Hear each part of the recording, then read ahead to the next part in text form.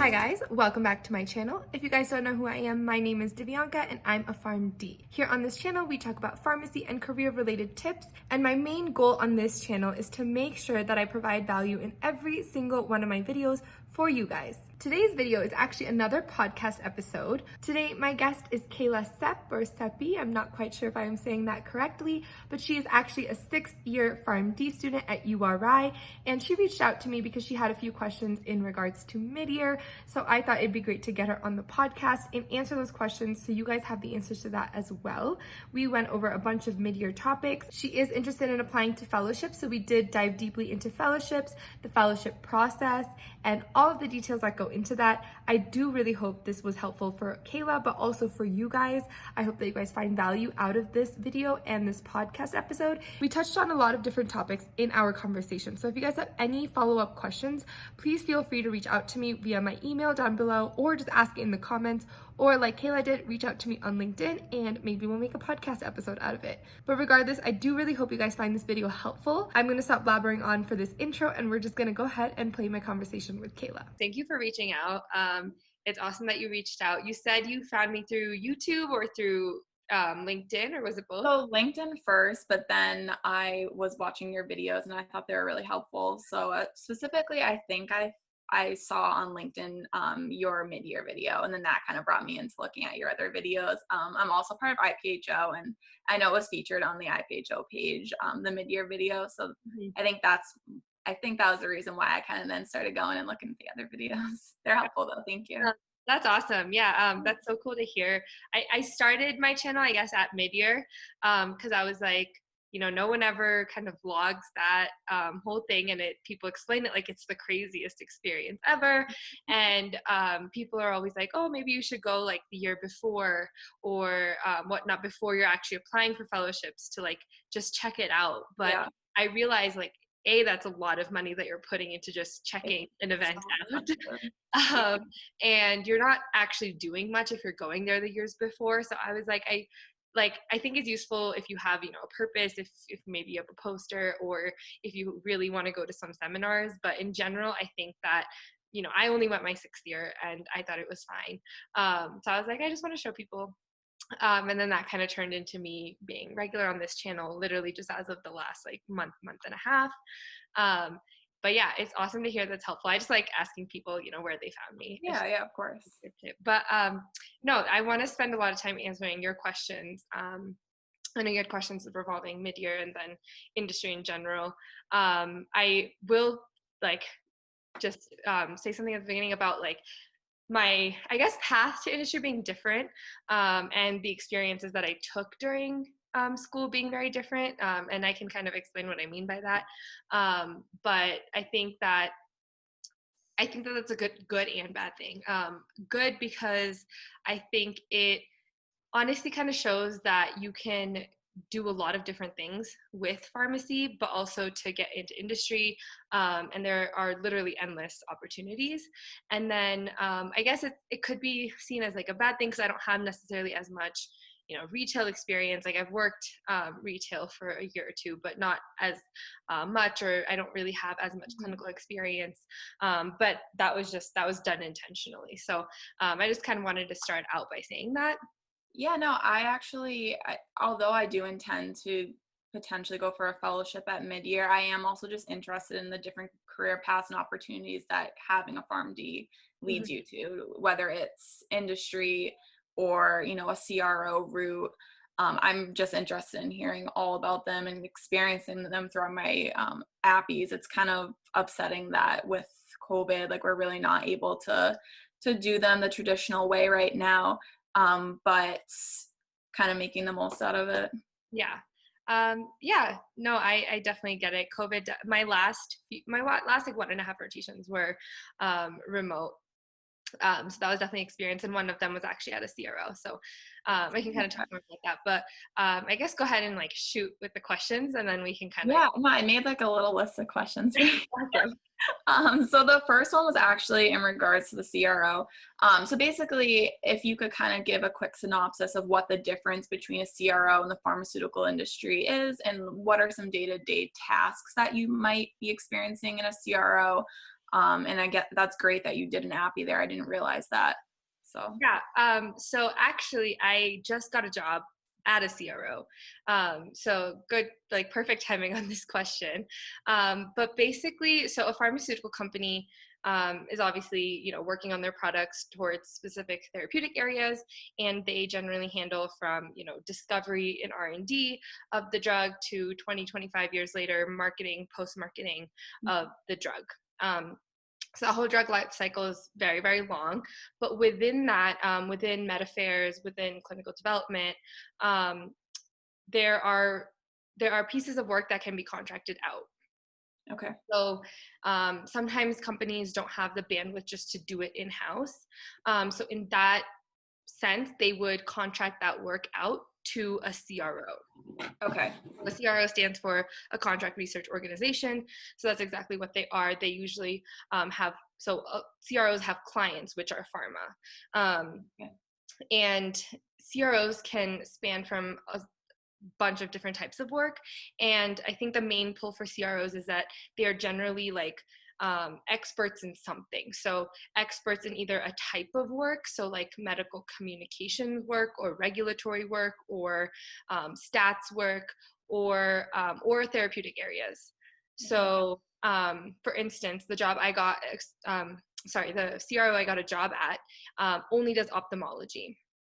So they're experts in ophthalmology, and a lot of people come to them with an array of things, from regulatory stuff to medical affairs stuff to clinical development stuff, and actually helping the client run clinical trials.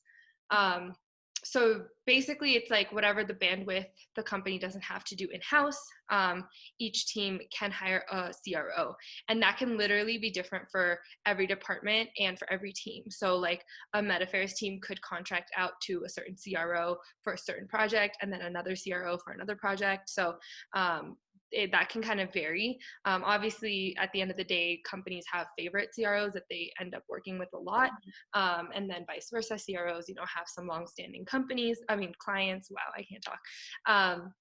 But that's basically the difference. So the work is different in the sense that when you're at a CRO, you're working for a client, which are these companies, and you're usually the only face of the CRO, and you're communicating with the client to see, okay, this is what I need, and it kind of adds that step of like every time you do a project, instead of sending it only to your boss, you're sending it to your boss and then the client, and then it comes back, and you're basically just communicating with the client to make sure this is what they want. You give them what they want. You work with them to, either start a clinical trial or get an approval or something like that. Does that answer your question? Yeah. And like, what were some of the projects that you were doing on your appy and that you maybe saw other pharmacists doing? And also, what CROs would you say pharmacists are most valuable in and are like the most demand for? Yeah, I think that the latter part of your question, the demand part, I don't even know if that's something I really, really looked into. I would say that CROs generally do fall into the medical communications space. So just to go over that, medical communications is usually like the PowerPoint decks that a company might give to their doctors or to their patients, or the investigator brochures, or sometimes even the pamphlets that are going to patients. So your audience can really span from like doctors and physicians and healthcare professionals to patients and people who are utilizing things. It just really depends on what you're working on and what your client wants from you. So I think at a CRO, you'll see like a lot of different types of projects, more than you would at a pharmaceutical company, especially a big one, just because of the nature of the work. But in terms of the projects that I worked on my appy, so that was right when COVID hit, and so the company I was interning at was called BGB Group. They're in Manhattan, and they do a lot of medical communications stuff. In this sense, a lot of their clients had patients in a lot of different leukemias, so a lot of blood cancers, and then a lot of rare diseases, so like MS and things like that. So it was interesting because a lot of the projects I was working on was like, how is COVID affecting these patients? Yeah. Um, so for some of those disease states, there have been global like webinars. So I remember for MS I did this, and for AML I did this. I joined the webinars and then I took notes, and whatever was relevant to whatever our client might be looking for, I took that and then put it in a PowerPoint and then sent that to whoever I was working with, and then they sent it to their client. Okay. Just because as an intern, I wasn't allowed to actually be face to face with the client. But for instance, that's like a good overview of like, okay, immediate need of information. I was the one to go and get the information, came back with it, and then presented it in a way where it was honed into our audience. So one of them was doctors. So you wouldn't necessarily, like, it's about language and things like that. So I made sure that I was directing it towards doctors and information that would help them, versus another project that was towards patients. So that was one of my projects. For mostly all your appies, you'll do like a final project. So I did mine. It was a presentation, and I did mine on migraines. So they were just getting some new business with a new client for a migraine drug. So I just thought it'd be interesting to talk about migraines and kind of educate them, or at least be like, act as a refresher for them. So that was my final project. And then some other day-to-day projects, again, were like learning like I guess the bread and butter of medical writing. So it was learning most CROs and most medical everything is obviously an AMA style. So learning kind of the basics of that, learning things like annotations, which are basically saying, okay, if someone's wrote this, wow, I cannot talk. If someone's written this piece of whatever it is, publication or a PowerPoint or whatever, it always needs to be to a source. So annotating that, okay, this information, like literally even the title or even a part of a table was found from this source, and just writing that in is called annotations.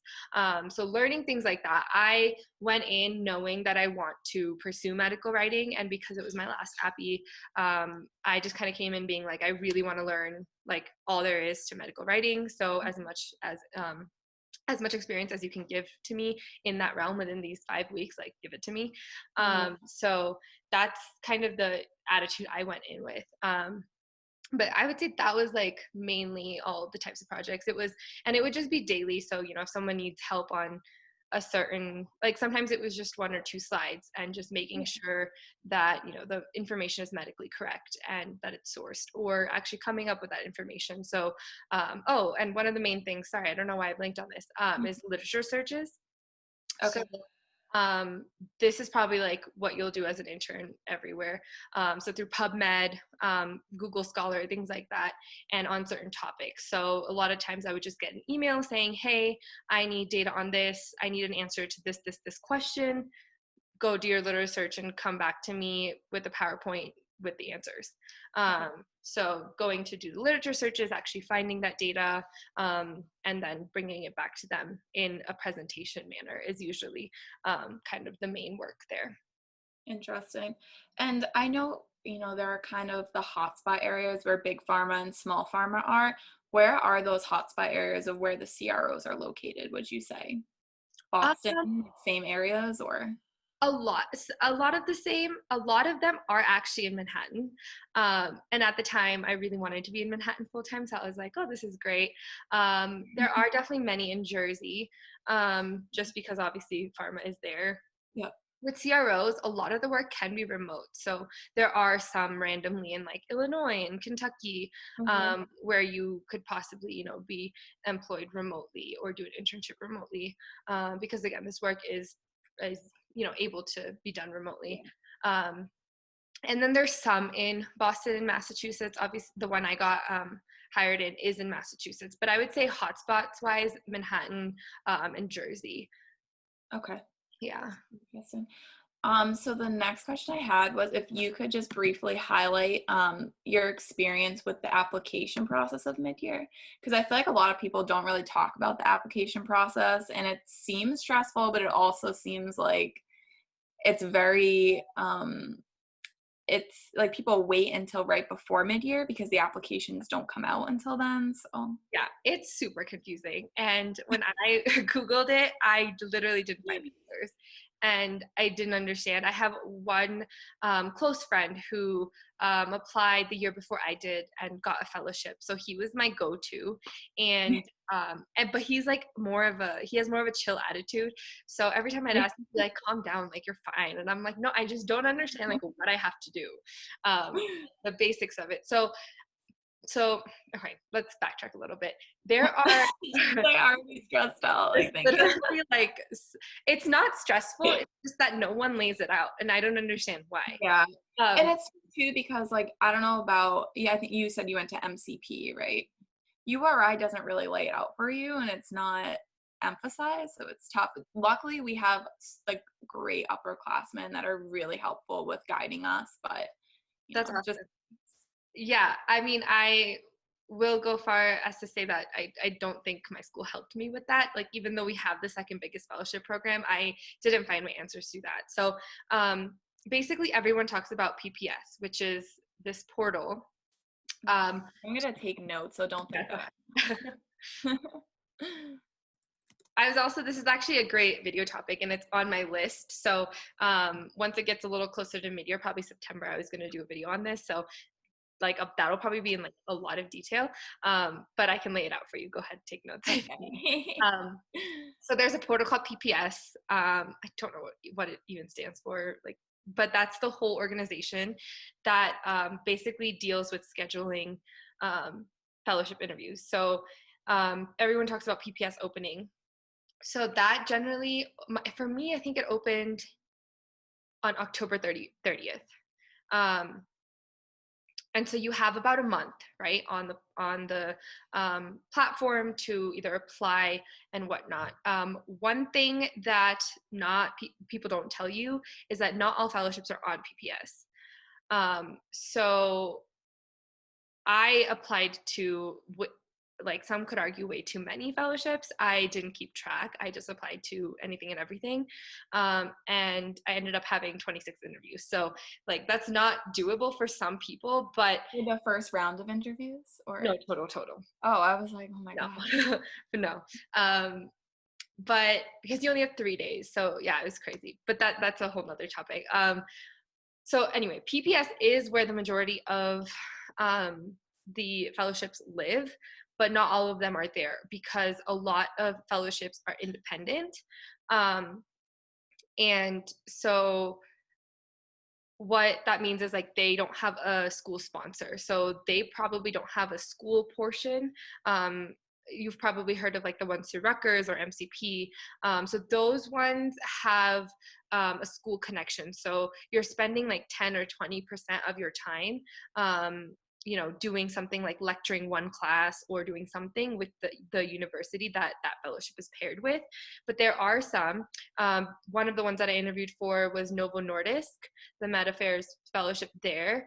That is independent. So that means you're spending 100% of your time at Novo.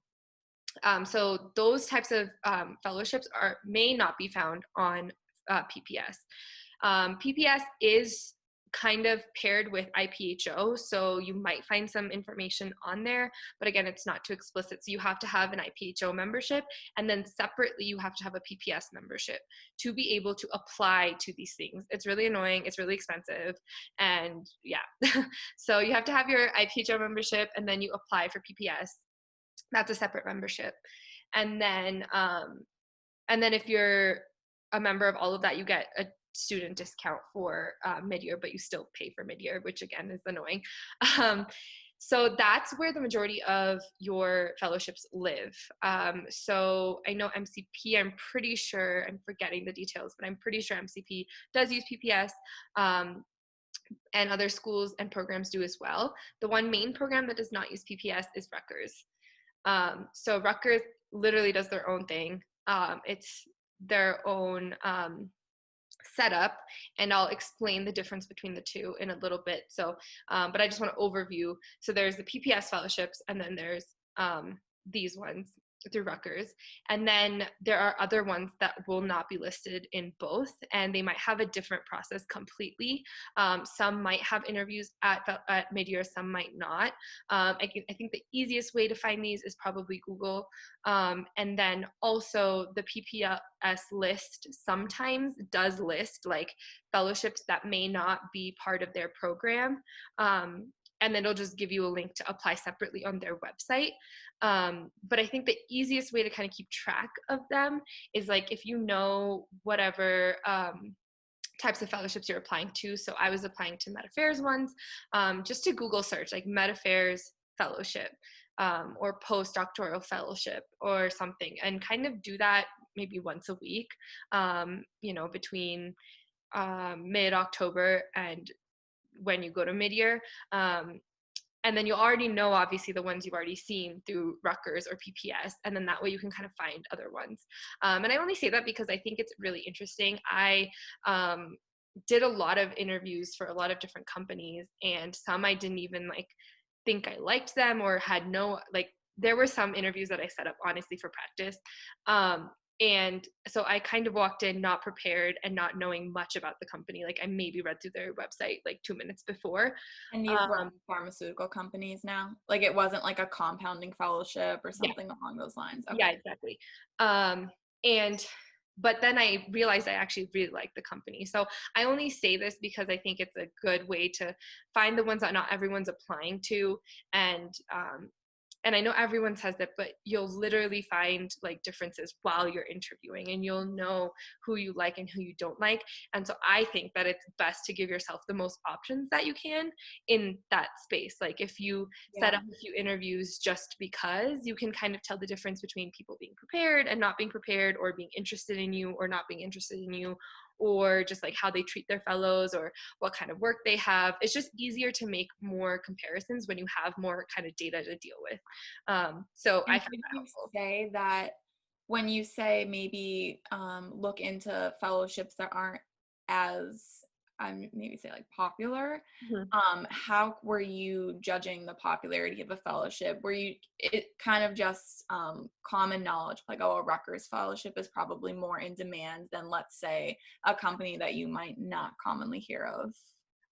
Yeah, it's definitely that. And then just a mix of just hearing what people are applying to and interested in. So Med Affairs is by far what people apply to the most. And there are certain ones, and I'll just throw some out if they come to mind. So for instance, the Pfizer Medical Affairs one, everyone wants to be in Manhattan, and it's, I think, the only fellowship in Manhattan, one of the only ones from the Rutgers program. And so literally everyone is applying to that. So it's just things like that. I'm not saying don't apply to those. I did. Yeah, no, of course. But keep your options open Exactly. for other ones. Yeah. Exactly. And I just found, for instance, I'll give you an example. I actually got a fellowship with a company. It was my first interview, and I just applied for honestly no reason. Yeah. I was like, it's 8 a.m. first day, I'll get the jitters out. I didn't know anything about the company. They're a 25-person company, but I ended up interviewing with them, and I really liked them, and they really liked me. And so I was that literally just fell into place, and I had no expectations there. So I'm not saying the same thing will happen, but that's just something I didn't expect when I just laid all my cards out. So I think that it's just cool to do that, and you can you see the differences again between who's interviewing you easier. Yeah, no, that's definitely good advice. But yeah, so let me go back to the process. So you have yes, and so a lot of the time that you're spending between October 30th or whenever it opens this year to December 5th or whenever mid-year happens, is applying to these fellowships, right? So I think the hardest part, I think up until October 30th, I would say really work on your resume, and because you don't want to have to work on that once the portal is open. And then letters of intent. So not all places are going to require that, and I do think that it's worth personalizing them, but just having a backbone to deal with, listing your top whatever experiences or your top skills, and just having a backbone. And then if you're going to apply to different kinds of fellowships, so I personally applied to med affairs and clinical development. Okay. So preparing both a resume and letters of intent for both types, because they will be different or should be Of different. course. Yep. Um, so I would say up until the deadline of the portal opening, I would work on that stuff. So whether it's sending your resume to people, just really fixating that. And I would say specifically for industry. Mhm. And this is something we can talk about, a little later. I'm also going to make a video on this, but I will say, like, a fellowship or an industry resume is very different, and I think that the skills that need to be highlighted should be very different from, That obviously. was actually something I was going to ask you too. Okay, okay. So I'll dive into it when you ask me. But yeah, basically, like, just figuring all of that out before the portal opens, so that you don't really have to, other than the minor changes and the personalizations, have to spend Okay. time doing that. Okay. And then once the portal opens, take a few days. And the thing with fellowships is, like, they will add themselves anytime. So just kind of check like every 3 to 4 days. And what That's the I thing did was, too, because if you only want like 10 and then people are continuously adding, like that's kind yeah, of stressful that you now don't have your 10 that you've compiled. yeah, it is. And you'll literally hear for interviews, like, it's they don't care about you as as your calendar. They really don't. So you just kind of have to keep up with it. What I did was I had a Excel spreadsheet, and I just, listed or linked, Mhm. company, this fellowship, and gave some details on it just so I could personalize it. I think Yeah. that this is, again, something I can touch upon later, but really personalizing the fellowships is, I think, the best way to go about it, because they all start sounding the same, and you just get confused, and then you'll start to sound robotic when you start talking to them. And it'll be very clear that you just want a fellowship and you don't know, in Anything detail about your company. Yeah. exactly.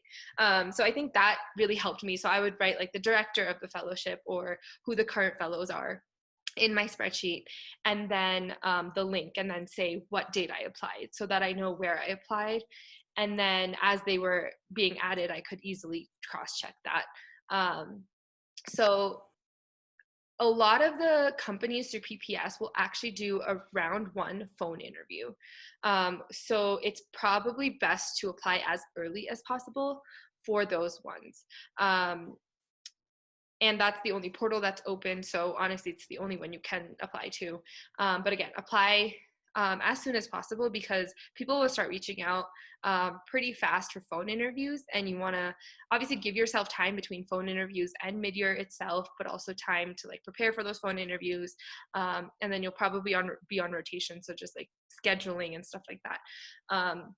So that's not a step that every company does, but most of them through PPS do that, just because they that way they can kind of interview more applicants, because there's obviously only a set amount of people they can see in person. This is also a great way to kind of practice some more. So it's never a bad idea. Like, you can always tell a company that you're not interested anymore at any time in the process.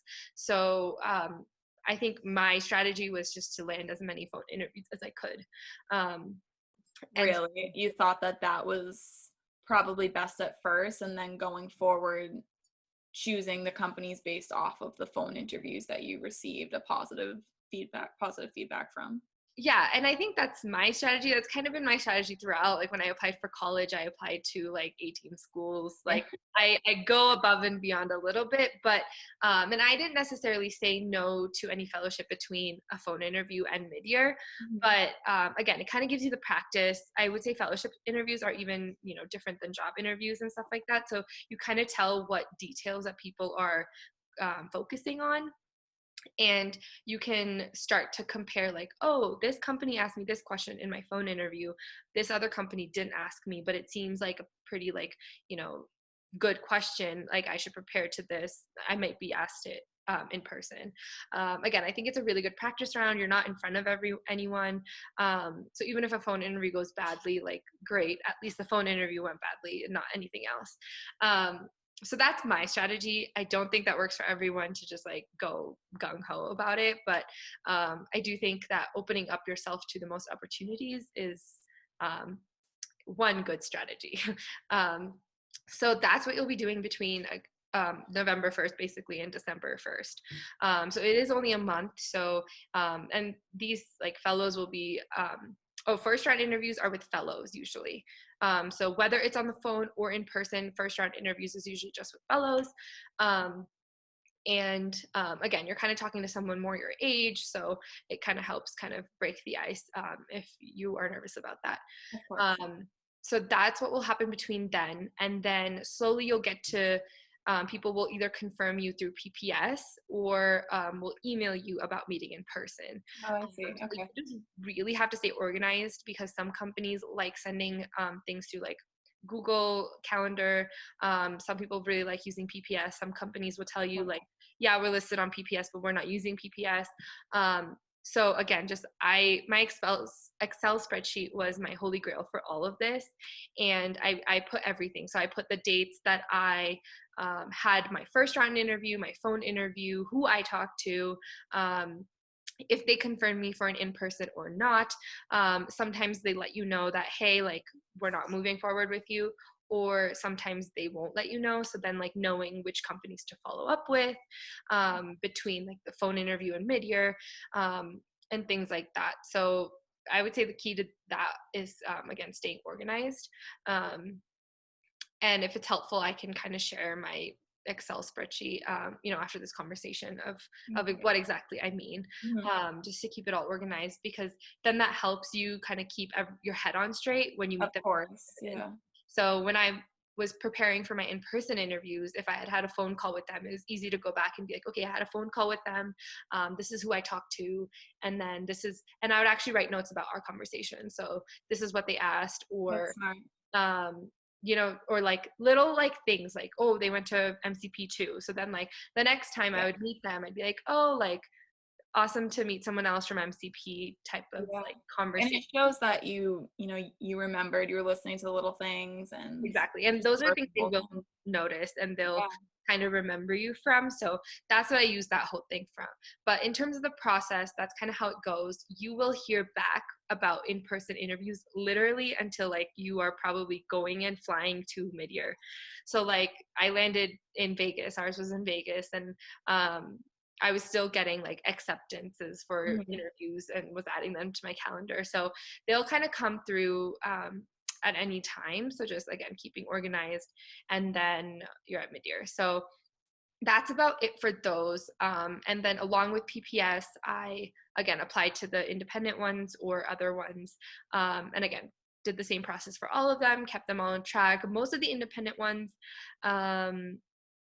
did, I think, do phone interviews. So again, you'll get emails about that. So making sure that, you're checking your email. But that's about it. I thought, oh, Rutgers. So the Rutgers program is very, very different. Yeah. You do everything at mid-year. Okay. So it's confusing, but they will open some kind of portal, their portal. Mhm. So they changed this my year, and I actually didn't do it correctly. So usually you would have No. to stand in line the first morning of mid-year and stand in line to get your number. Mhm. So the whole idea behind Rutgers is you get a number like you're at the DMV, and then you use that number to sit in that spot. And then whenever your turn comes up, you pick what companies you want to interview for. Yeah. So super backwards. It's super weird. And Mhm. instead of doing in-person numbers this last year, they did it electronically, which I didn't know of. So I don't think they'll like get rid of that. So how that process was you had to make an account through Rutgers and then get your electronic number so that you would know beforehand, before mid-year, that okay, my number is 123. And then that morning you would still line up in that order, but again, there's no like fight to come early and get an early number. So I think they opened that up, I don't know, like November 15th or 20th or something. So just keep your eyes peeled for that. I did not do it correctly, so just keep your eyes peeled for that.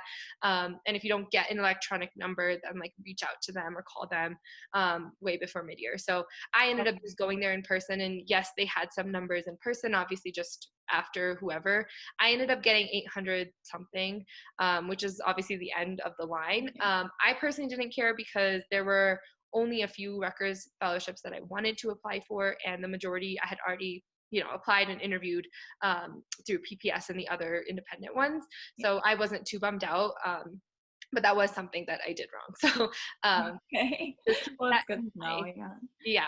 Yeah. So then for Rutgers, basically their whole hall at Midyear, it's called the PPS hall, and the whole one half is Rutgers and one half is like the rest of PPS. So Rutgers literally has their own like way of doing things. And so once you are standing in that line the first morning, you will get a chance to select up to, I don't remember what it is. It's like between 5 and 10 companies you want to interview for, and you will write your name into a time slot, and then you'll get your interviews then. So you kind of pick them in that way, and you pick what time works for you. So they will kind of hand you a schedule and be like, what time do you want to sign up for? And if you already have something from your other interviews, then it's obviously easy to maneuver around that. Okay. And that's kind of nice because what I did for my Rutgers interviews, well, I was at the end of the line, so that's part of it, but I scheduled them for either the next day or the day after and not that exact day. Mhm. So that gave me a little more time to prepare. And so that first day I kind of technically had off, but I was just preparing. So that's something that you can kind of do with Rutgers, which is nice. But a lot of people will want to interview that first day so that they kind of are the first people they see and then they do well or whatever. Of course. Yeah. So that's kind of the whole process. It's super confusing. But it, like, once you kind of break it down into that, it's fine. So basically up until midyear, you can kind of sift through the Rutgers fellowships, but I would say don't put your time into that. Okay. That's something that you can kind of do, 2 days before you leave or on the plane or something, just going through that because you can't really make decisions on that. Versus the other ones, I would say apply early so that you can get phone interviews. And even if they don't do phone interviews, they'll confirm you for an interview in person. Okay. And you just want to be one of the early applicants. Okay. No, those are all great Yeah. things to know for the future. Yeah. Don't get stressed out by it. I know it sounds like a lot. But Yeah, again, no, but it's good just to know. Like, you need to know, you know what I mean? yeah. No matter if it's stressful or not, it's just things that I'd rather know than not know going into the process, you know?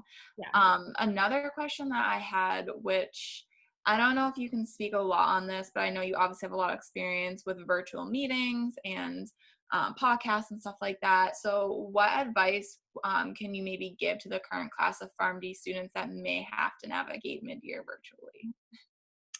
Um, I think, mid-year virtually. That would be I great. know. Well, I mean, obviously, I hope that it can be in person, but I mean, I don't really foresee in a few months having 50,000 people in the same room together.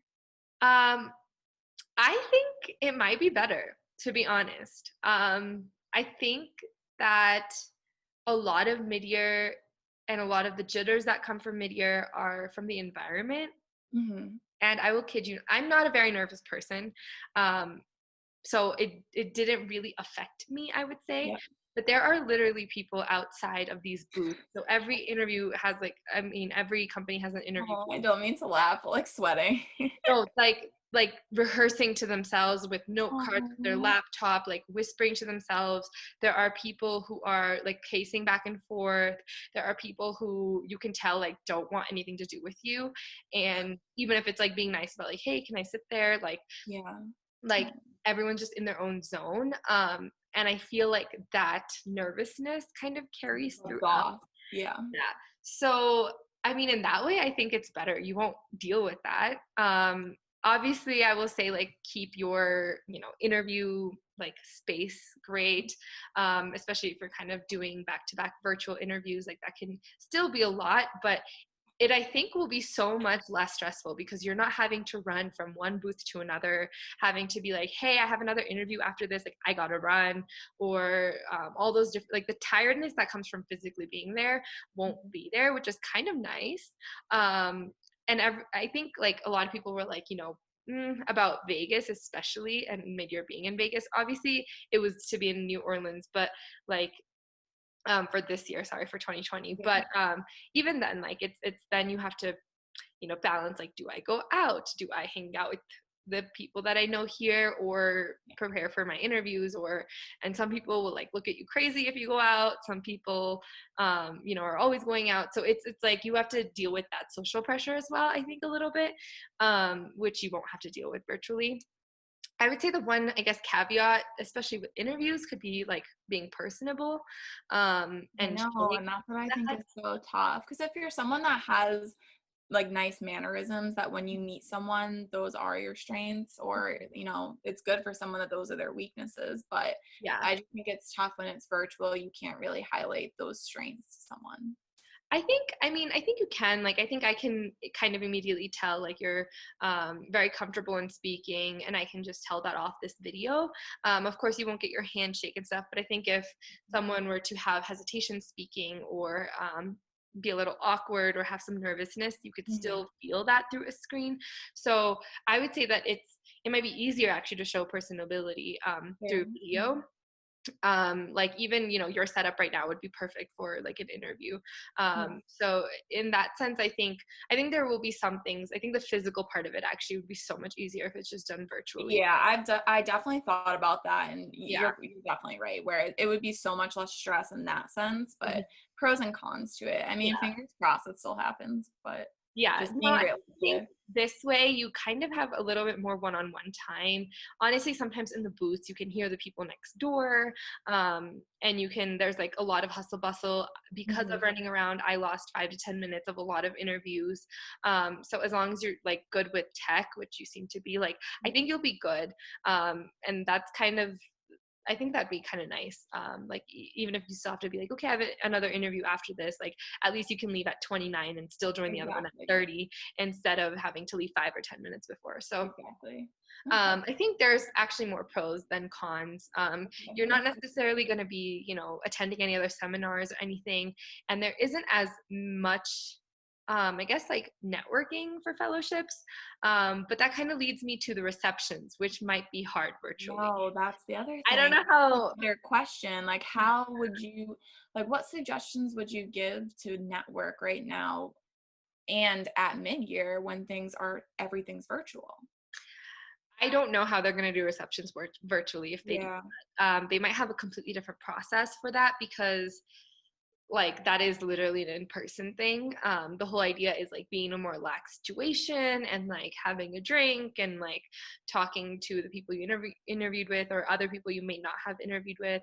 So I don't think I can speak to the receptions. I really don't know how they're going to do that. But I will say do all of your networking beforehand. Do not like Okay. focus on interviews and showing your best self um, while mid-year is happening. And of course, like networking will kind of automatically happen through that, but not make that like a huge point. Like I think you'll be tired, you'll be um, like even with receptions, like yes, I wanted to network and I did, but like it's so tiring after a Yeah, day of interviews to then of course. having to be like, oh my god, like hi, my name is Bianca, like let's Of talk.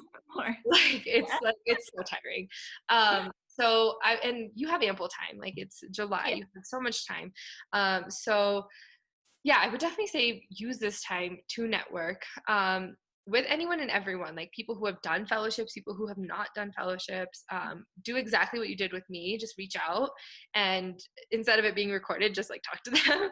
And they like people are more than happy to have these conversations. I'm still doing this, or I still was until I got this job. And I Yeah, think of it's course. almost It's helpful. easier, yeah, it's almost easier to do it right now because everyone's virtual, and Yeah. everyone has time, and so you can easily ask for a phone call. You don't have to meet up for coffee or anything. So just reaching out and like you can ask exactly the questions that you asked me or like other specific questions, and kind of build your network right now. I would say that is the smartest things to do. Definitely do that. If you want any other pointers in that area, I am all for that. I think that's one of the first things I learned during my first internships in industry was like network, network, network. You Yeah. will literally never stop hearing that word, to a point where I was like, okay, I'm done with this word. Like I'm done. I'm over it. But it is really, really important, and you learn so much through that. Like people will mention things and you're like, oh, like I didn't know about that. And whether you ask them or not, like, I'll go research it after our conversation, and then it just kind of builds your own knowledge, your own network, obviously. And then people know about you. So regardless of where you end up, like it'll always help you. And do you usually follow up with a pharmacist or like a fellow that you do network with later on, or do you usually just kind of ask them like, whatever you're interested in and then kind of go from there so they know you? Yeah. No, I make it a point to always stay in touch. And there might be a few that I've like have felt the cracks that I don't know, but that's another thing I use an Excel spreadsheet for. I have, for every internship that I have or for everyone I've talked to, I write down like who they are, like how I know them. So Mhm. sometimes I've met them somewhere or worked with them or LinkedIn, what they do, like whether they work at a CRO or whatever, or some of them don't, are not PharmDs. So just kind of write details about them and then about our conversation. So again, I can kind of remember who they are. And I think the most question I've actually asked other people is like, how do you stay personable when you're networking with someone, because they know that you're networking with them, like Yeah. that's Yeah. the whole premise of it. Yeah. But how do you keep it real and like make it a real relationship versus just like, hey, like let's network. um and I think the easiest way is just to have those consistent conversations. So a lot of people nowadays will share their phone number, like, and a lot of people either their business cell or their personal cell, but if anything you have their email. And just like checking in, like Yeah. I like again have a list of people, and that's not to seem like impersonal and be like, I don't know anyone, it's just a list of people. Like I Yeah. do know them, and I just have a list to make sure that I don't miss anyone. So like whenever I have like a job update, or every time I started like a industry appy, or if I finished an internship, or if it was Christmas, or if it was the new year, I'd make sure to just like send an email to these people, and super like quick, just be like, happy new year, hope your family's doing well, great. I'm doing this, I'm great. Or Merry Christmas, or like, hey, like I just started my rotation at BGB Group as a medical writer intern. As you know, I'm interested in the pharmaceutical industry. And most people already knew that about me, but just kind of honing in those like little details about yourself that you want people to know, Yeah. over and over again. So I wouldn't like necessarily tell them about my clinical rotations because I didn't really want to pursue that, and I didn't care if anyone knew that about me. But Okay. if it was my industry rotations, I wanted them to know that, oh, like I have this experience, just for it to sit in the back of their mind, and that way my name keeps popping up, so they kind of know who I am. So, and those are the types of people that I would reach out to if I ever need a reference, or if I need like actual advice about something, or if I need a job, like those are the people I reached out to. Because then it doesn't seem like you're only, and I never have that intention, and I don't think many people do, Mhm. but I think it's just like seeming like you're coming off like, oh, you need someone, so you're reaching Yeah. out at that time. And Yeah. again, everyone's busy, so I don't think anyone means it, but that's how it comes off. Yeah. So just like keeping in touch like that makes it so like whenever you do need something, it's not like that's the only thing you're asking for. Of course. And even up till now, like a lot of these conversations, because I'm a lot younger than a lot of these people, or I'm the student in the situation, or I am generally the person who needs more, it's kind of been like one-sided in a way. But I think slowly they're becoming conversations where like people will tell me about their work too, and they'll be like, this Mhm. is what I'm up to, and this is what I've been doing, like. That's good. Yeah. That's great. So it can really be interesting. Obviously, the most connections I have are with people I've like worked with or whatever. Of course. But even LinkedIn, like people are so nice. Like, and if Mhm. people don't give you the time of day, then you know that they're not interested, and that's fine. But there's enough people out there who Oh are yeah. willing to just talk to you. So People are really nice in the industry that I've come across. yeah, So they I've are. had like good experiences with people that are really willing to help. And it's like, Hmm. wow, that's so that's so sweet that you took Yeah, the time out of your day.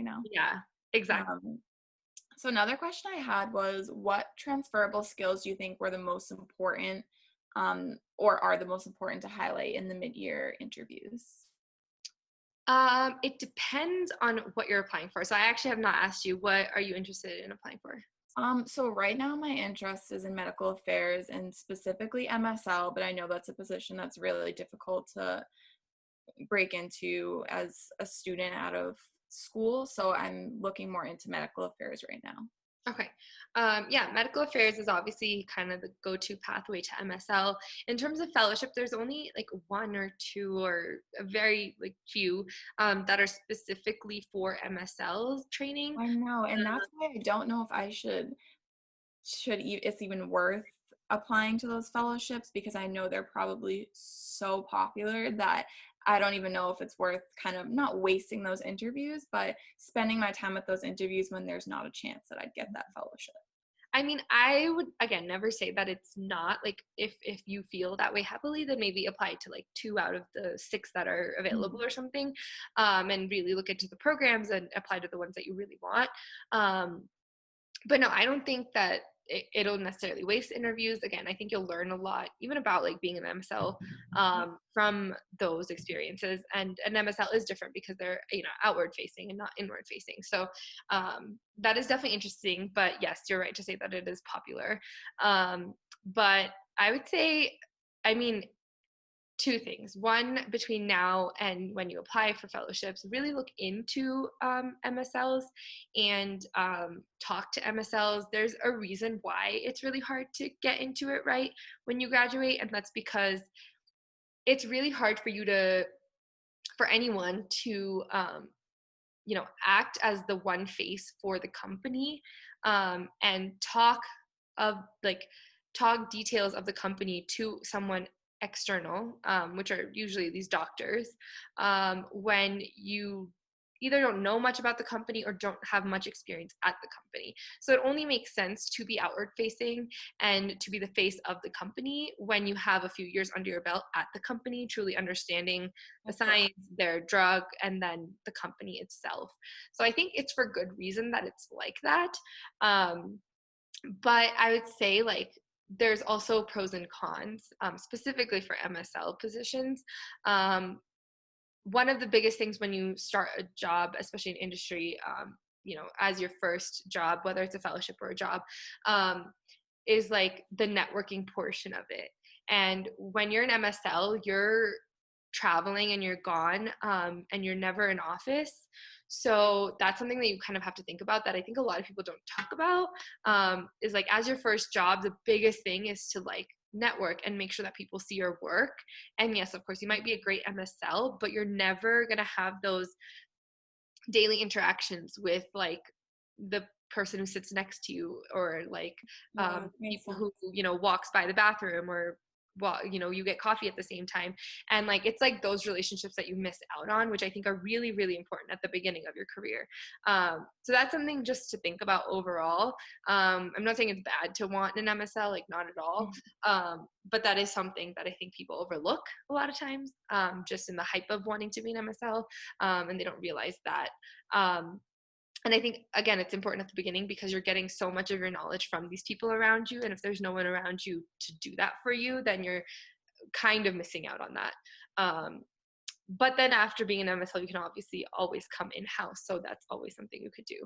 Um, but yeah, again, I would say medical affairs, um, fellowship wise, there definitely are the most available. And whenever a company starts a fellowship program, they always kind of start with med affairs.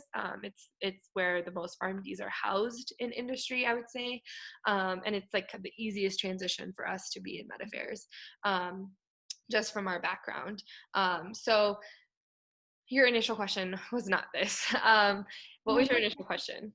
like what are some of the most important transferable skills? Because I know like myself personally, I don't have a lot of specific industry experience, but I do have a lot of other like jobs that I've done throughout pharmacy school that I do believe have important transferable skills that I can highlight. But I was kind of just wondering, in your opinion, what you thought some of the more some of the more transferable skills that they are looking to hear.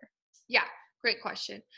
So because you're mainly applying for medical affairs, that's great because that's what I have the most experience in, and it's what I applied to. Leadership is definitely the number one thing I would say, and that can be seen in a lot of ways. So not only leadership, with holding positions in um, organizations at school, which is great. But kind of going beyond that in terms of, okay, at these jobs that you've held, are there initiatives that you've started? Are there projects you've led? Um, Basically anything that you have owned or been the reason that something has started. So if you had a job at, a retail pharmacy, and you saw that this way of organizing XYZ was not working, and you were the one to initiate the change for that, it changed and it worked, highlighting things like that.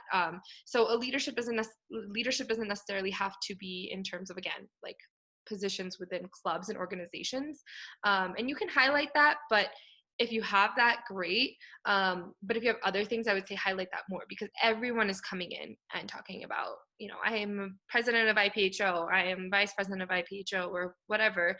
But I think that it's the specific skill of being a leader anywhere that is really transferable, because in industry, you're literally owning your projects, and you have to be the one to be like, hey, like, this project is not going this way, like, I want to change it by this, and this is why. And if you can be someone who can do that, you're very, very valuable. So really highlighting your leadership in that specific way. Does that make sense? Sorry, I had it on mute. No, Yeah, that's it okay. definitely makes sense. Okay, awesome. So leadership would definitely be my first one. People are definitely the most impressed by it. Again, depending on how you highlight it, I would say we're just highlighting oh, I'm vice president of this, and not saying much more. Kind of turns into oh, okay, everyone's saying this. So making sure you position yourself in that way. The second would be medical writing of any kind.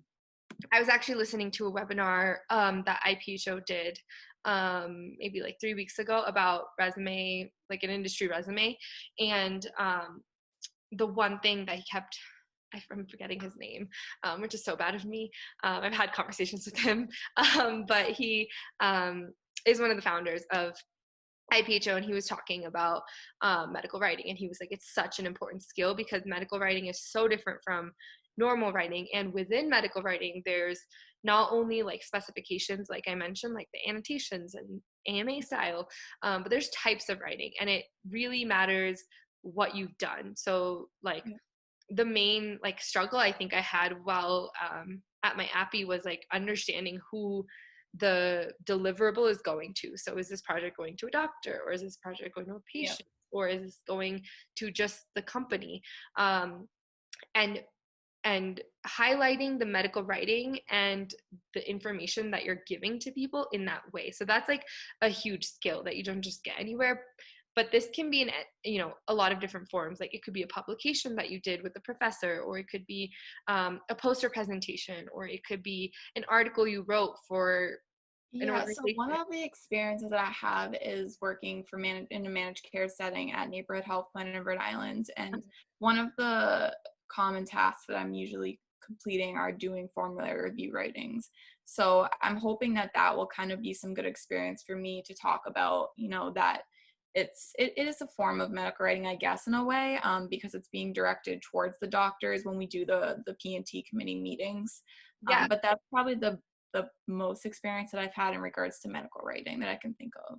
Yeah, no, and that's huge. So just to clarify, are these reports that you're giving for the P&T committee on the Yeah. formulary? Okay, awesome.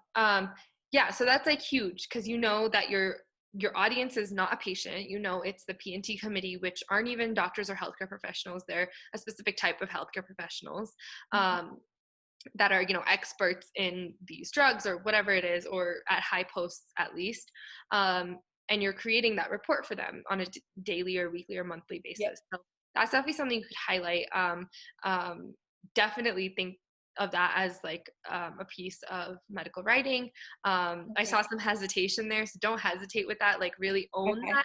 This is what I do, and this is why it helps them, and this is who it's to. It's not just to any doctor, it's not just to any committee, right? It's to the committee who is deciding the formulary for the hospital, which is a really big deal. So highlighting those points, and managed care is definitely something that a lot of people don't look into. So the fact that you have experience there, definitely utilize that. And then if you do want more medical writing, I guess, experiences between now and mid-year, I would say, if you're still working at this managed care place, like you could, voice that. I'm not sure if you're an intern or what your position is, but maybe voice that. And like, if they have other reports that they need to do to other people, start shadowing or helping in on that, and then maybe eventually be able to write your own. Or if you work anywhere else, or if you're part of an organization, like, I guess, like, very much so focusing on the fact that you want some medical writing deliverables in the next few months.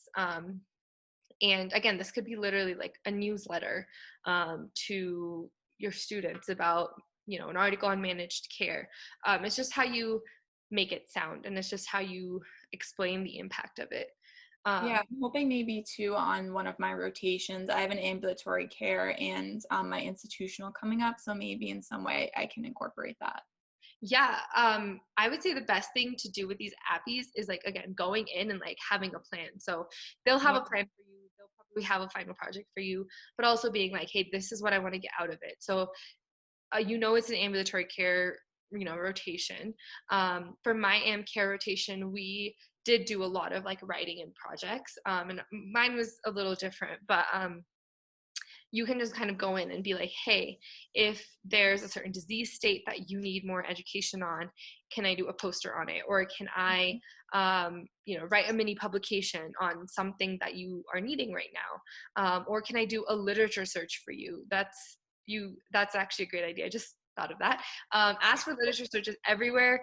They are the easiest things to do, but they are so valuable in pharma as like a beginner medical writer.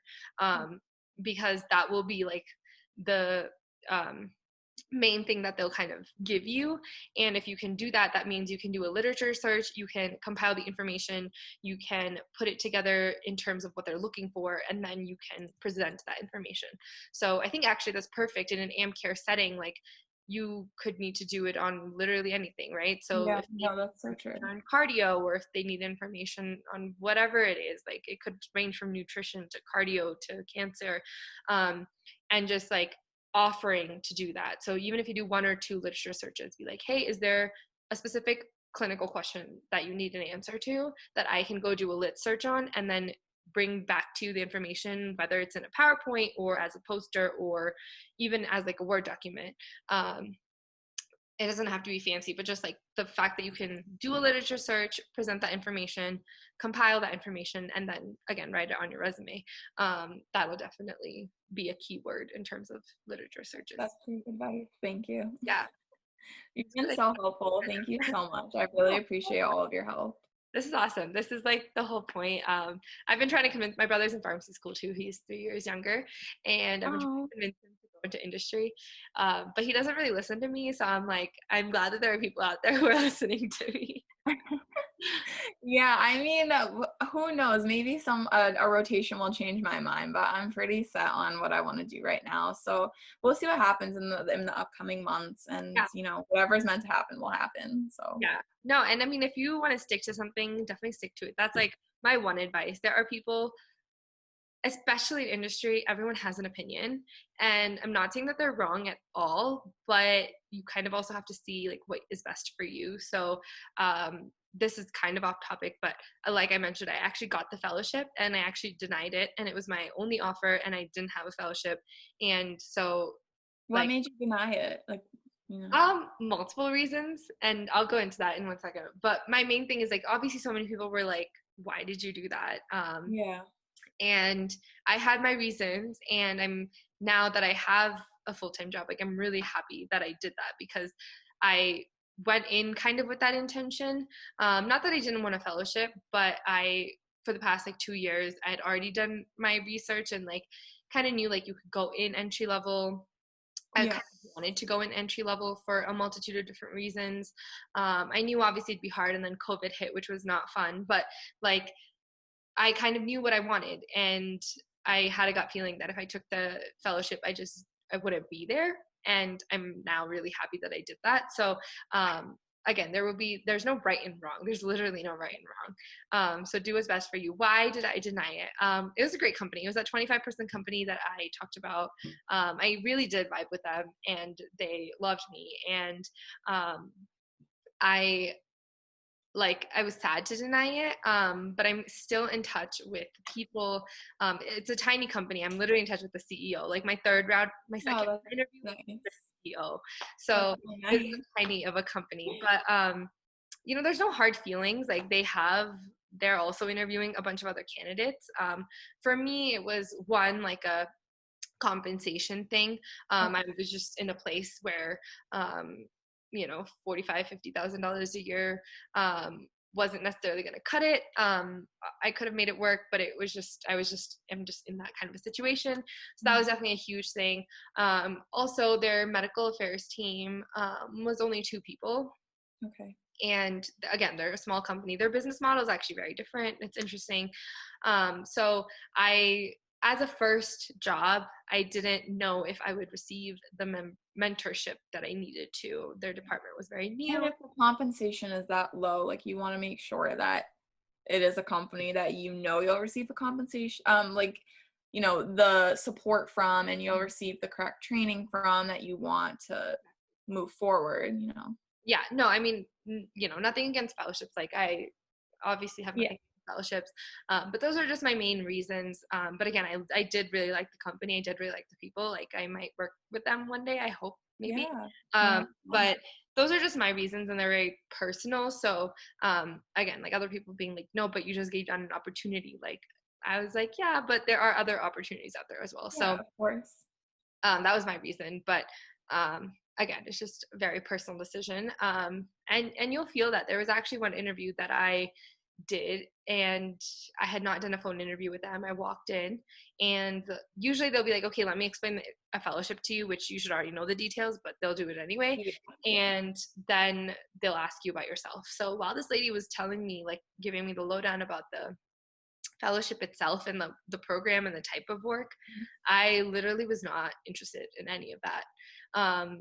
And it was a medical affairs fellowship, at least by title, but the work wasn't really, it was more just like medical writing, but in a sense of like quality checking and fact checking, not as much strategy or what I wanted to do. So after she was done talking, I was like, I honestly don't want to waste your time. I don't want to waste my time. And I want to be respectful of everything that's happening. So I am actually not interested in this fellowship anymore. Oh, wow. And And I you kind of told her that. And so that was like 5 minutes in. And then we were like, okay. But like that way I didn't waste her time because they're also Yeah. looking for the perfect candidate. So I was just kind of like, I'm truly not interested. I don't see myself working here.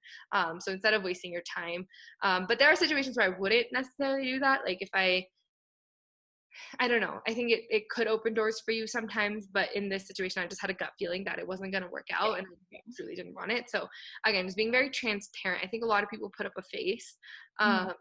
but I hope I did my best in just like really being real. So kind of the way I'm talking to you was like maybe a little less casual. I mean, a little more casual than the way I was speaking in my interviews, but I was being very real. Yeah. Um, and I think that's also one thing. Like everyone's like nervous, and they're like yes, put your best foot forward, but also put your real foot forward, because what if they find out you're not like this in real life when you're working? Like that might not work out, or you have to like put on this face every time you go to work. That might make you hate it. So Exactly. yeah. But those are just random pearls of advice. Do you have any other questions? No, you did such a good job at answering my question. I really learned a lot this past hour, and I appreciate it so much for taking your time out of tonight to talking Yeah, to me. of course. And actually follow up, and if I don't follow up with you, like follow up with me. I Um, will. but Yeah. like if you have any questions between now and mid-year, I have, sample questions. I have my Thank Excel you. spreadsheet like I told you about. If you want me to share what I applied to, like I literally have documentation of that. No, Um, that's so helpful. Thank you so so much. yeah, if you want, or if you want to, I do have a lot of friends who are, first year or second year fellows. So if you want to talk to anyone, if you just want to run it by me, like, hey, do you know the fellow at this company in Med Affairs? Okay. Or let me know. Thank But you. yeah, I will definitely follow up with you on LinkedIn. yeah, Thank you. definitely do. Email, LinkedIn, yeah, anything. But yeah, Okay. Do I have your email? I don't know if I do. if not, I will send it to you after this. Okay. Thank you so much. Have a Yeah, good night. you too. Have a good one. Bye. Bye. So that was it for our conversation. Again, I really hope you guys found this conversation helpful. It was awesome for me to know that I at least am helping some people out there, like Kayla mentioned, and I hope that this conversation was helpful for her. Thank you guys so much for watching. That's it for today's video, and you guys will see me in my next one.